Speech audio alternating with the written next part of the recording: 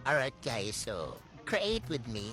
So this is Sangre Alanas Basic Skin Revamp Low Cost Edition.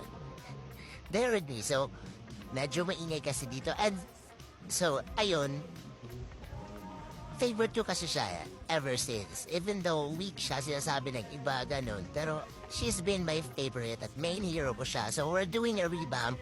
And this is the part 1. We're starting with the headpiece. There will be part 2 or 3. I don't know hanggang sa abot yung, saan naabot yung isipan ko. But yeah, so we're starting off with the details.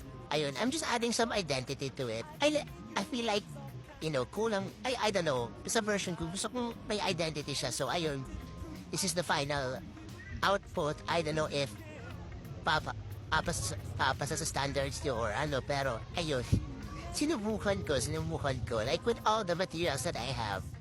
So ayun, see you sa next video. We'll be making the bodice